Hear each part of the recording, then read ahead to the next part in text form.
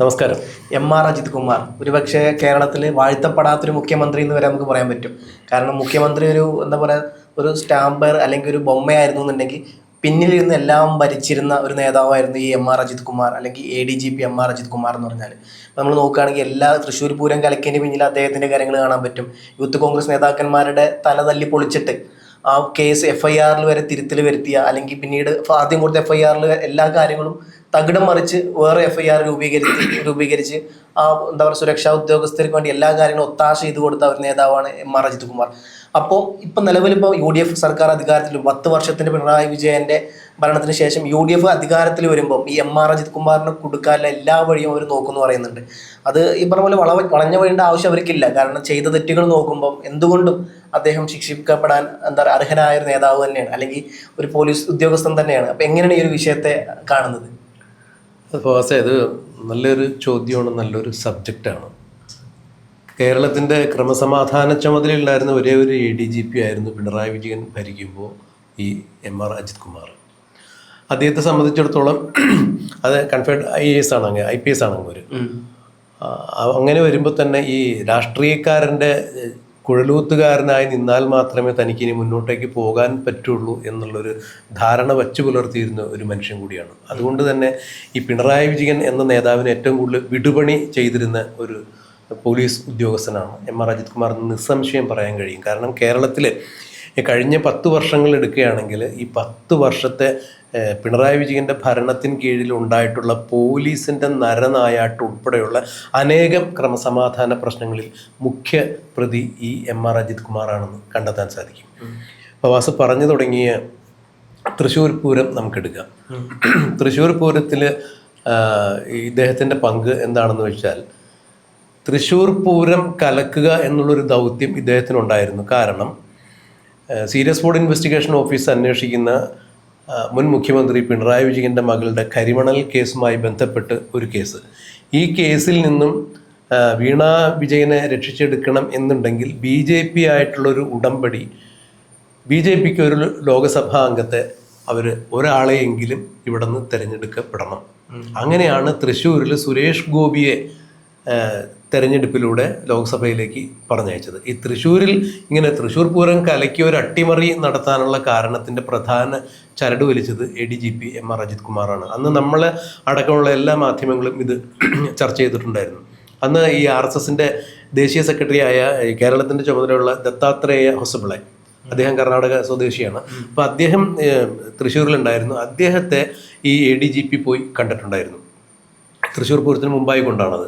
അപ്പോൾ ADGP പോയി കണ്ടതാവട്ടെ, ഇപ്പോൾ ഒരു ദേശീയ പാർട്ടി എന്ന രീതിയിൽ രാജ്യം ഭരിക്കുന്ന ഒരു പാർട്ടിയുടെ നേതാവിനെ ഒരു സംസ്ഥാനത്തെ ADGP, അതും ക്രമസമാധാന ചുമതലയുള്ള ADGP കാണുന്നതിൽ അസ്വാഭാവികമായ യാതൊരു കാര്യങ്ങളുമില്ല. പക്ഷേ ADGP ഈ ദത്താത്രേയ ഹൊസബിളയെ കാണാൻ പോയത് ഔദ്യോഗിക വാഹനം ഉപേക്ഷിച്ചുകൊണ്ടാണ്.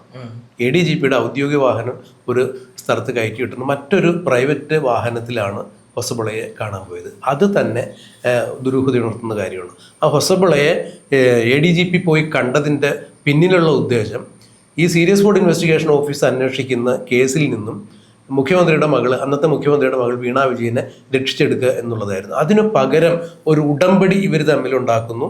അതായത് പിണറായി വിജയൻ്റെ താല്പര്യപ്രകാരം മകളെ രക്ഷിച്ചെടുക്കുന്നതിന് വേണ്ടി പകരം അവർ ഡിമാൻഡ് ചെയ്തിരിക്കുന്നത് തൃശ്ശൂരിൽ നിന്നും ഒരു BJP ലോക്സഭാംഗത്തെ, സുരേഷ് ഗോപി ജയിക്കാൻ സാധ്യതയുള്ള ഒരു കാൻഡിഡേറ്റ് ആണ് എന്ന് കണക്കാക്കി സുരേഷ് ഗോപി അതിന് 5 വർഷം മുമ്പ് തന്നെ തൃശ്ശൂർ കേന്ദ്രീകരിച്ച് പ്രവർത്തിക്കുന്നുണ്ടായിരുന്നു. പക്ഷേ ജയിക്കണമെങ്കിൽ ആ ഒരു ഘടകം മാത്രം പോരല്ലോ. അങ്ങനെയാണ് കേരളത്തിൻ്റെ പൊതുവികാരം എന്ന് കേരളീയർ വിശ്വസിക്കുന്ന, കേരളീയർ ജാതിമത ഭേദമന്യേ കൊണ്ടാടുന്ന ഒരു ഉത്സവമാണ് തൃശ്ശൂർ പൂരം. അത് ഓണം പോലെ അല്ലെങ്കിൽ മറ്റുള്ള ഏതെങ്കിലുമൊക്കെ നമ്മുടെ ദേശീയോത്സവങ്ങൾ പോലെ എല്ലാവരും കൊണ്ടാടുന്നൊരു ഉത്സവമാണ്. തൃശ്ശൂരിൻ്റെ വികാരം കേരളത്തിൻ്റെ വികാരമാണ് പൂരം. പൂരനഗരി ശ്രദ്ധിച്ചാൽ നമുക്കത് മനസ്സിലാക്കാൻ സാധിക്കും. ലക്ഷോപലക്ഷം ആളുകളാണ് സംസ്ഥാനത്തിൻ്റെ വിവിധ ഭാഗങ്ങളിൽ നിന്ന്, അന്യ സംസ്ഥാനത്ത് നിന്ന് പോലും വരാറുണ്ട്. അപ്പോൾ അങ്ങനെ മലയാളിയുടെ പൊതുവികാരമായ തൃശ്ശൂർ പൂരം കലക്കുക. അന്ന് അവിടുത്തെ ചുമതലയുണ്ടായിരുന്ന ACP അങ്കിത് അശോകനെ ഉപയോഗിച്ചുകൊണ്ടാണ് ഈ ADGP ഇത്തരം കാര്യങ്ങൾ പ്ലാൻ ചെയ്യുന്നത്. അങ്ങനെ അവിടെ ഈ ആനയ്ക്ക് പട്ട കൊണ്ടുപോണ ആളുകളെ പോലും അങ്ങോട്ട് കടത്തി വിടുന്നില്ല ഈ ACPയുടെ നേതൃത്വത്തിലുള്ള പോലീസ്. അതുപോലെ തന്നെ തൃശ്ശൂർ പൂരം കാണാൻ വരുന്ന ആളുകൾക്ക് അനാവശ്യമായ ബാരിക്കേഡ് തൃശ്ശൂർ പൂരത്തിൽ പൂരനഗരിയിൽ എമ്പാടും വെച്ച് കെട്ടി ആളുകൾക്ക് അങ്ങോട്ട് പ്രവേശിക്കാൻ പറ്റുന്നില്ല. നാളിതുവരെ ഇല്ലാത്ത രീതിയിലുള്ള റെസ്ട്രിക്ഷൻസ് ആയിരുന്നു അന്ന്, നിയന്ത്രണങ്ങളായിരുന്നു പൂരനഗരിയിൽ ഉണ്ടാക്കിയത്. അവസാനം ജനങ്ങൾ ക്ഷോഭിക്കുന്നു. ആനയ്ക്ക് പട്ട കൊടുക്കാൻ പോലും പറ്റാത്ത രീതിയിൽ, അതായത് ആന എനിക്ക് തോന്നുന്നു കേരളത്തിലെ ഏറ്റവും കൂടുതൽ ആനകൾ പങ്കെടുക്കുന്നൊരു ഉത്സവം കൂടിയാണ് തൃശ്ശൂർ പൂരം. ഏതാണ്ട് 32 അതിലധികം ആനകളുണ്ടെന്നാണ് എൻ്റെ ഒരു ഓർമ്മ. അപ്പോൾ ഈ ആനകൾക്കൊക്കെ നേരത്തിന് ഭക്ഷണം കൊടുക്കുക എന്ന് പറഞ്ഞാൽ വലിയ കാര്യം തന്നെയാണ്. പട്ട എത്തിച്ചു കൊടുക്കണം. അപ്പോൾ ഈ പട്ട കൊണ്ടുപോകുന്ന ആളുകളെ പോലും ഈ അങ്കിത് അശോകനകത്തേക്ക് കടത്തി വിടുന്നില്ല. അങ്ങനെ വരുമ്പോൾ സ്വാഭാവികമായിട്ട് ഈ വന്യമൃഗം തന്നെയാണുള്ള ആന വിശന്ന് അതിൻ്റെ വന്യ സ്വഭാവം കാണിച്ചു കഴിഞ്ഞാൽ എന്താ സംഭവിക്കും? അപ്പോൾ ഇവരുടെ ഉദ്ദേശം ഇത് തന്നെയായിരുന്നു. അങ്ങനെ തൃശ്ശൂർ പൂരം കലക്കുന്നു. അത് മാത്രമല്ല സുരേഷ് ഗോപിയുടെ അതാണ് ഞാൻ പറഞ്ഞു വരുന്നത്. അപ്പോൾ തൃശ്ശൂർ പൂരം കലക്കുമ്പോൾ ഈ കലക്കണത് എങ്ങനെ BJPക്ക് അനുകൂലമാക്കി വയ്ക്കാൻ പറ്റും? അപ്പോൾ സുരേഷ് ഗോപി ആ സമയത്ത് എന്തോ ട്രീറ്റ്മെന്റ് ആയിട്ട് ബന്ധപ്പെട്ട് ഏതോ ആശുപത്രിയിലായിരുന്നു. അങ്ങനെ തൃശ്ശൂർ പൂരം കലങ്ങുന്നു എന്നറിയുമ്പോൾ രായ്മാനം സുരേഷ് ഗോപിയെ അവിടെ ഒരു ആംബുലൻസിൽ എത്തിക്കുന്നു. ആംബുലൻസിൽ ആംബുലൻസ് വരുമ്പോൾ സ്വാഭാവികമായിട്ടും ആളുകൾക്കും വഴിമാറി കൊടുക്കുമല്ലോ. അപ്പോൾ ഈ ആംബുലൻസിലെത്തി സുരേഷ് ഗോപി അങ്കിത് അശോകനുമായും അല്ലെങ്കിൽ പൂരം നടത്തിപ്പുകാരായ പാറമേക്കാവും തിരുവമ്പാടി ദേവസ്വംകാരും ഒക്കെ ആയിട്ട് സംസാരിക്കുന്നു. അവിടെ അപ്പോൾ ഉണ്ടാക്കിയിട്ടുള്ള ഈ സംഘർഷം തീരുന്നു. പിന്നീട് 12 മണിക്കൂർ വൈകി വീണ്ടും പൂരം ആരംഭിക്കുന്നു. അപ്പോൾ പൂരം ചരിത്രത്തിൽ ആദ്യമായി കലങ്ങിയ ഒരു പൂരം അത് പുനഃസ്ഥാപിച്ച് പൂർവാധികം ഭംഗിയോടുകൂടി നടത്താൻ വേണ്ടി പ്രയത്നിച്ച സുരേഷ് ഗോപി എന്ന ആ ഒരു നേതാവിന് പിന്നീട് തൃശ്ശൂരിൻ്റെ ലോക്സഭാ അംഗത്വം ജനങ്ങൾ വോട്ടിങ്ങിലൂടെ കൽപ്പിച്ചു കൊടുക്കുന്നു. ഇത് വളരെ തന്ത്രപൂർവ്വം നടപ്പാക്കിയത് ഈ അജിത് കുമാർ തന്നെയാണ്. അത് പിണറായി വിജയന് വേണ്ടി തന്നെയാണ് ചെയ്തൊരു നാടകം തന്നെയാണ്. ഇതുപോലെ തന്നെ അജിത് കുമാർ മറ്റൊരു കടന്ന കൈകൂടി ചെയ്തൊരു ചരിത്രം നമുക്കുണ്ട്. അത് നമ്മൾ മാധ്യമങ്ങളെല്ലാവരും റിപ്പോർട്ട് ചെയ്തതാണ്. കേരളത്തിൻ്റെ മനസാക്ഷി ഞെട്ടിച്ചൊരു സംഭവമാണ് ഏലത്തൂർ ബോംബ് സ്ഫോടനം. അപ്പോൾ അവിടെ ഈ തീവ്രവാദ പ്രവർത്തനത്തിൽ അഭിനിവേശം കൊണ്ട ഒരു മഹാരാഷ്ട്രക്കാരനായ ഒരു ചെറുപ്പക്കാരൻ, ആ ചെറുപ്പക്കാരനാണ് ഇവിടെ വന്ന് ഏലത്തൂർ വന്ന് നമ്മുടെ ഇവിടെ SDPIയുടെ സ്ലീപ്പിംഗ് സെല്ലുകളൊക്കെ ഉണ്ടായിരുന്നു എന്നാണ് പറയപ്പെടുന്നത്. അപ്പോൾ അവരുമായിട്ട് കൂട്ടുപിടിച്ച് ഏലത്തൂർ ഭാഗത്തെത്തി കഴിഞ്ഞപ്പോൾ ഈ ട്രെയിനിൽ ഇങ്ങനെ ഒരു തീ ബോംബ് എറിഞ്ഞ് ഭീകരാന്തരീക്ഷം സൃഷ്ടിക്കുകയും അവിടെ അതിൽ നിന്ന് എടുത്തു ചാടിയ ഒരു സ്ത്രീ മരിക്കുകയൊക്കെ ഉണ്ടായി. അപ്പോൾ ഇയാളെ തേടി ഈ നമ്മുടെ കേരള പോലീസ് മഹാരാഷ്ട്രയിലേക്ക് പോകുന്നു. അവിടെ നിന്ന് ഇയാളെ പൊക്കിക്കൊണ്ടുവരുന്നു. പണ്ട് നമ്മുടെ കേന്ദ്രമന്ത്രിയായിരുന്ന മധു ദാന്തവതയുടെ നാട്ടിൽ അവിടെ നിന്നാണ് ഇയാളെ പൊക്കിക്കൊണ്ടുവരുന്നത്, മഹാരാഷ്ട്രയിൽ നിന്ന്. അങ്ങനെ പോലീസ് ഇയാളെ റോഡ് വഴി കൊണ്ടുവരുമ്പോൾ ആ വിവരങ്ങൾ എവിടെ എത്തി, എന്താണ്, ആരൊക്കെ ഉണ്ടെന്നുള്ള വിവരങ്ങൾ മാധ്യമങ്ങൾക്ക് ചോർന്നു കിട്ടുന്നു. ഈ മാധ്യമങ്ങൾക്ക് ചോർത്തി കൊടുത്തത് അന്ന് പോലീസ് സേനയിലെ ഏറ്റവും അഴിമതി രഹിതനായ കുറ്റമറ്റ ഉദ്യോഗസ്ഥൻ എന്ന പേരുകേട്ട IGP വിജയനാണ്. അപ്പോൾ ഈ IGP വിജയനും ADGP MR അജിത് കുമാറും തമ്മിലുള്ള എന്തോ നീരസങ്ങളുണ്ടായിരുന്നു. ഈ അസ്വാരസ്യങ്ങളൊക്കെ തീർക്കാൻ വേണ്ടി ഈ നിലവിലെ ഈ പോലീസിൻ്റെ അന്വേഷണം മാധ്യമങ്ങൾക്ക് ചോർത്തി കൊടുത്തത് ഈ IGP വിജയനാണെന്ന രീതിയിൽ ADGP ആഭ്യന്തര വകുപ്പിന് റിപ്പോർട്ട് കൊടുക്കുന്നു. മുഖ്യമന്ത്രി പിണറായി വിജയൻ തന്നെയാണല്ലോ ആഭ്യന്തര വകുപ്പ് മന്ത്രി. ഈ IG-യെ സസ്പെൻഡ് ചെയ്യും. അങ്ങനെ ഒരു വിഷയം ഇയാളുടെ പേരുണ്ട്. പിന്നീട് ശബരിമല വിഷയവുമായി ബന്ധപ്പെട്ട് ADGP അവിടെ ശബരിമലയിൽ ADGP ചെല്ലുന്നു. ഇങ്ങോരെ സംബന്ധിച്ചിടത്തോളം കാര്യമായ ശാരീരിക അസുഖങ്ങളൊന്നും റിപ്പോർട്ട് ചെയ്യാത്തൊരു ഉദ്യോഗസ്ഥൻ തന്നെയാണ്. പമ്പയിൽ നിന്ന് ശബരിമലയിലേക്ക് ഏതാണ്ട് ഒരു 5 കിലോമീറ്റർ ദൂരമുണ്ട്. ഈ 5 കിലോമീറ്റർ ദൂരം എന്ന് പറഞ്ഞാൽ ചെങ്കുത്തായിട്ടുള്ള മലയും കയറ്റം തന്നെയാണ്, ഇത്തിരി കഠിനം തന്നെയാണ് കയറ്റം. ഇയാളപ്പോൾ അവിടെ ഈ ADGP ട്രാക്ടർ സർവീസ് ഉണ്ട്. അതായത് പമ്പയിൽ നിന്ന് ശബരിമലയുടെ മുകളിലേക്ക് ആവശ്യമായ സാധനങ്ങളൊക്കെ കൊണ്ടുപോകുന്നത് കാനനപാതയിലൂടെ ട്രാക്ടറിലാണ്. അപ്പോൾ ഈ ട്രാക്ടറിൽ അനധികൃതമായി കയറിയിരുന്ന് ഇയാൾ യാത്ര നടത്തി. ഇതും വലിയ വിവാദമായി. ഒരു കാരണവശാലും ഒരു ക്രമസമാധാന ചുമതലയുള്ള ഒരു ADGP അങ്ങനെ ട്രാക്ടറിൽ യാത്ര ചെയ്യാൻ പാടില്ല. അത് പ്രോട്ടോക്കോൾ ലംഘനം തന്നെയാണ്. ഇയാൾ ക്യാമറ ഇല്ലാത്ത ഭാഗങ്ങളിലൊക്കെ പോയി നോക്കിയെന്നുണ്ട് ട്രാക്ടറിൽ കയറി. പക്ഷേ ശബരിമലയുടെ പ്രത്യേകത ഫേമസ് അവിടെ പോയിട്ടുണ്ടോ എപ്പോഴെങ്കിലും? അപ്പോൾ അവിടെ ഈ ശബരിമലയിൽ കാനനപാതയിൽ ഉടനീളം CCTV ഉണ്ട്, ക്യാമറ വെച്ചിട്ടുണ്ട്.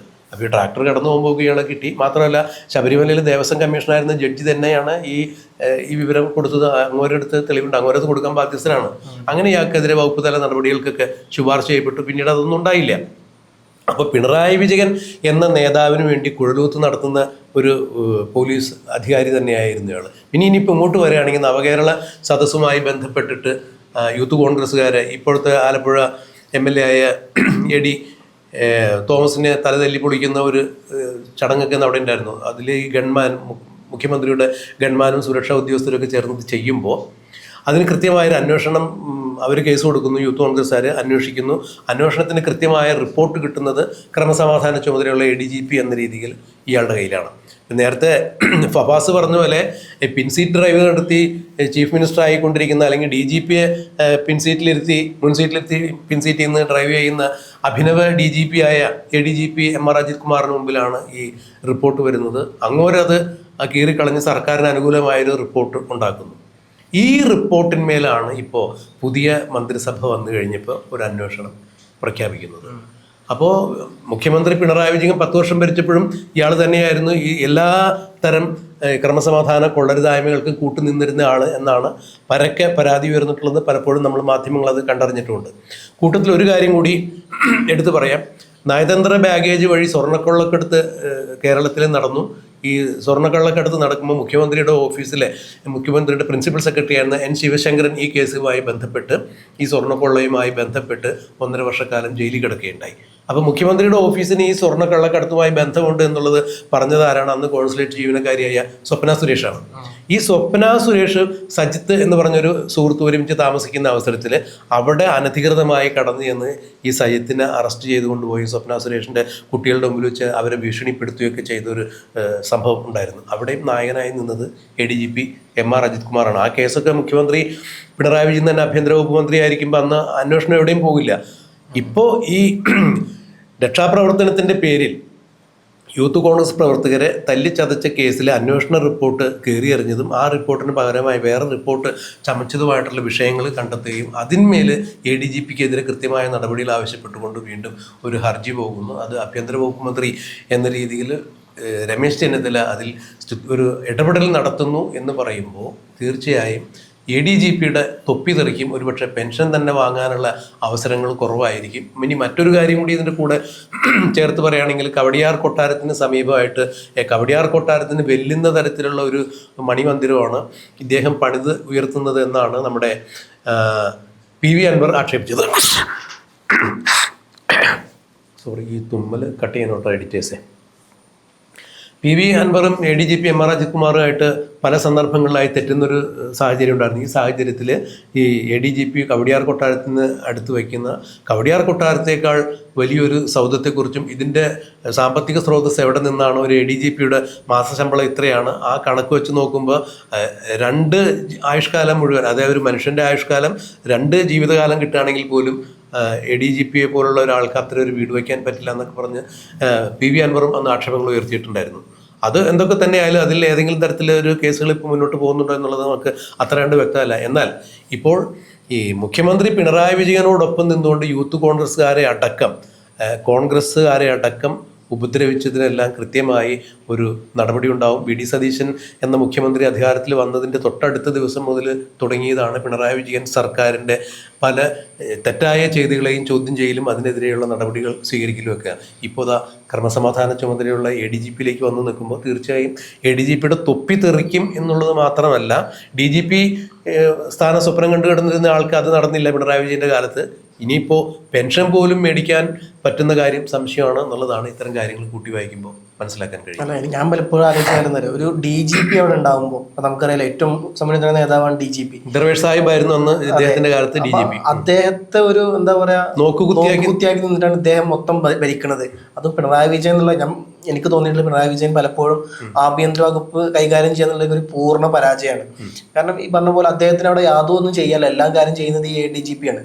അപ്പം ഇത്തരത്തിൽ എല്ലാം കൊണ്ട് ആ പാർട്ടി ഒരു പരിധി വരെ നീക്കാണെന്ന രീതിയിൽ ഇല്ലാണ്ടാക്കുന്നതിൽ ഒരു മുഖ്യ പങ്ക് വഹിച്ച നമ്മൾ ഗോവിന്ദ മാഷിനെയും പിണറായി വിജയനും പറയുന്നതോട് കൂടി തന്നെ ഒപ്പം ഒരുപക്ഷെ 3ാം സ്ഥാനം കിട്ടുന്ന അല്ലെങ്കിൽ അവരോടൊപ്പം തന്നെ കിടപിടിക്കുന്ന ഒരു നേതാവാണ് ഈ ADGP.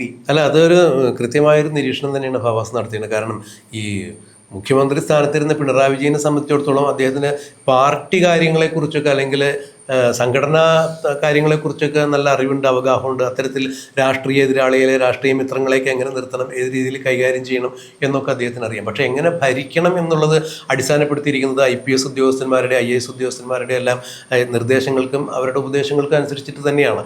കാരണം ബാക്കിയുള്ള വിഷയങ്ങളെക്കുറിച്ചെല്ലാം പിണറായി വിജയൻ എന്ന നേതാവ് വളരെ അജ്ഞനായിരുന്നു എന്ന് തന്നെയാണ് അദ്ദേഹത്തിൻ്റെ പല പ്രസ്താവനകളിൽ നിന്ന് മനസ്സിലാവുന്നത്. അദ്ദേഹത്തിൻ്റെ യോഗ്യതയും നമ്മൾ മെറിറ്റും കണക്കിലെടുക്കുമ്പോൾ ഇത് തന്നെ മനസ്സിലാക്കിയിരിക്കുന്നത്. അവിടെയാണ് ഇതുപോലുള്ള IPS ഉദ്യോഗസ്ഥന്മാരും പല IAS ഉദ്യോഗസ്ഥന്മാരും, നമ്മുടെ കിഫ്ബിയുടെ ഡയറക്ടറായിരുന്ന അദ്ദേഹത്തിൻ്റെ പേര് ഞാൻ വിട്ടുപോയി, അപ്പോൾ അദ്ദേഹം ഉൾപ്പെടെയുള്ള കെ എം എബ്രഹാം ഉൾപ്പെടെയുള്ള IAS ഉദ്യോഗസ്ഥന്മാർ പറഞ്ഞു കൊടുക്കുന്ന രീതിയിലായിരുന്നു ഈ പിണറായി വിജയൻ്റെ എല്ലാം ഭരണം മുന്നോട്ട് പോയിക്കൊണ്ടിരുന്നത്. അതിൻ്റെ കൃത്യമായ തിരിച്ചടി തന്നെയാണ് ഈ 2026 നടന്ന തിരഞ്ഞെടുപ്പിലും കിട്ടിയത്. അതിനുശേഷം ഇപ്പോൾ ഉദ്യോഗസ്ഥ തലത്തിലുള്ള നടപടിക്രമങ്ങൾ ആരംഭിക്കുന്നു എന്ന് പറയുമ്പോൾ അതിന് കാരണക്കാരനായ പിണറായി വിജയനിലേക്കും ഇതെല്ലാം ഈ അന്വേഷണം ചെല്ലുമെന്നുള്ള യാതൊരു സംശയമില്ല.